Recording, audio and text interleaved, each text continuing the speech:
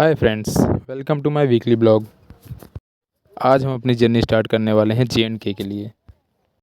Approx 24 hours के बाद हम पहुंच चुके हैं कटरा मेन रेलवे जंक्शन।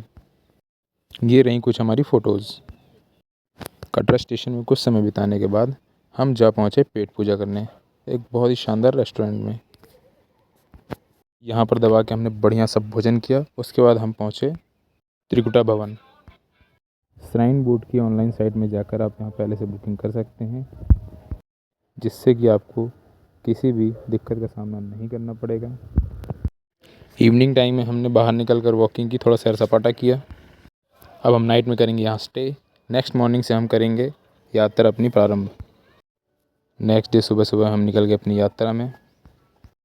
यात्रा स्टार्ट करने से पहले आपको ध्यान रखने वाली बातें, आपको अपना RFID कार्ड बनवा लेना है। यहाँ पे जगह जगह उसके काउंटर हैं। खाते पीते हम अपने रास्ते में अग्रसर ही थे कि हमें मार्ग में मिल गए बढ़िया ध्वनि उत्पन्न करते हुए ढोल नगाड़े वाले, और हम अपने डांस को बाहर आने से बिल्कुल भी नहीं रोक पाए। ज़बरदस्त जमकर नृत्य करने के बाद पुनः हम अपने मार्ग पर अग्रसर हुए। जम्मू में स्थित माँ वैष्णो धाम के बारे में आप सब जानते ही हैं। इसकी वन साइडेड चढ़ाई लगभग 12 किलोमीटर है। तो जो यात्री अगर थोड़ा भी आने में असमर्थ हैं तो उनके लिए यहाँ पर बहुत सी सुविधाएं मिल जाएंगी। पालकी मिल जाएगी, बैटरी कार मिल जाएगी, हेलीकॉप्टर वगैरह की सारी सुविधाएं यहाँ पे श्राइन बोर्ड ने कर रखी है। बीच में भोजनालय में हम भोजन करते हुए पुनः आगे बढ़े। जैसे कि आप यहाँ देख रहे हैं, यहाँ पे बंदर भी हैं, थोड़ा सा उनसे आपको सावधानी बरतनी होगी। माता के धाम पहुँचकर हमने माता के दर्शन किए। अद्वितीय अनुभूति की प्राप्ति के बाद अब हम वाया लिफ्ट चल दिए हैं भैरव बाबा के दर्शन करने। सनातन धर्म के हिसाब से मान्यता यह है कि अगर आपने माता वैष्णो देवी के दर्शन कर लिए हैं लेकिन भैरव बाबा के दर्शन नहीं किए हैं तो आपकी यात्रा का फल आपको पूरा प्राप्त नहीं होगा। यहाँ से मैं आपको कुछ नज़ारे दिखाता हूँ। शानदार नज़ारे हैं, और आप देखिए हेलीपैड भी आपको दिखेगा। ये रही हमारी कुछ फ़ोटोज़। उसके बाद हम आए अर्धकुमारी। हमने नाइट फिर यहीं स्टे की। यहाँ पर गर्भजून आरती में भी हम शामिल हुए। अगले दिन अर्धकुमारी से हमने नीचे उतरना स्टार्ट किया। बीच में हम आए बाणगंगा। बाणगंगा में स्नान करने के बाद सारे दर्शनों के उपरांत हम मस्ती करते हुए फैमिली के साथ नीचे आ रहे हैं। अब नीचे आने के बाद त्रिकुटा भवन में वापस कुछ देर स्टे करने के बाद हम निकल जाएंगे अब धनसर बाबा मंदिर की ओर। आप रास्ते देखिए यहाँ के कितने खूबसूरत हैं। मंदिर में पहुँचकर हमने दर्शन किए, उसके बाद कुछ फ़ोटोग्राफ्स लिए। यहाँ का पानी देखिए आप, कितना स्वच्छ, कितना साफ़ है।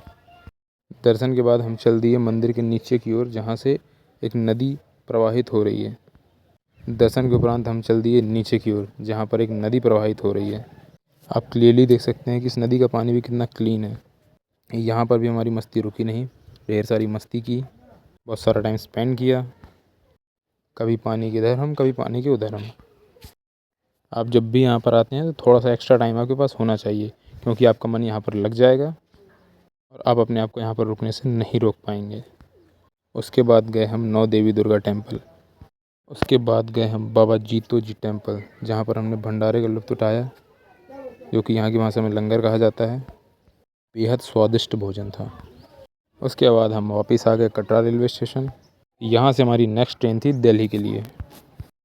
जल्दी जल्दी हम ट्रेन में बैठे और गाड़ी चलती छुक छुक छुक। देन हम जैसे ही दिल्ली पहुँचते हैं, बीच में हमें एक मार्ग दिखाई देता है। इस मार्ग का नाम निषाद राज गुहा जी के सम्मान पर रखा गया है। इसके बाद हम फटाफट पहुँच गए लाल किला। रेड फोर्ट का निर्माण 17वीं शताब्दी में उस समय के बादशाह शाहजहाँ ने करवाया था। हमारे भारत की प्राचीन धरोहर है ये, और अभी भी भारत सरकार के द्वारा इसे बहुत ही अच्छे से संजो कर रखा गया है। लाल किला के मेन गेट से आप जैसे ही एंटर करेंगे तो आपको बाद में एक और गेट पड़ेगा। यहाँ पे एक छोटी सी मार्केट है, जो कि बहुत ही प्यारी मार्केट है। किले का चप्पा चप्पा हमने नहीं छोड़ा, सारी जगह हमने घूमी, सारी हिस्ट्री देखी। यहाँ पर जगह जगह पर बोर्ड लगाए गए हैं, जिससे कि आपको सारी जानकारी मिल जाएगी। उसके बाद हमने अपने ट्रिप की मेमोरीज़ को कायम रखने के लिए कुछ फ़ोटोग्राफ्स लिए। फैमिली के साथ बहुत सारा एंजॉय किया। अब रेड फोर्ट के बारे में मैं आपको कुछ रोचक तथ्य बता देता हूँ। इस पूरे लाल किले का निर्माण लाल बलुआ पत्थरों से हुआ है। इस किले को लाल किला इसकी दीवारों के लाल रंग के कारण कहा जाता है। अब यहाँ पर हमारी हुई ट्रिप की एंडिंग। Bye bye guys.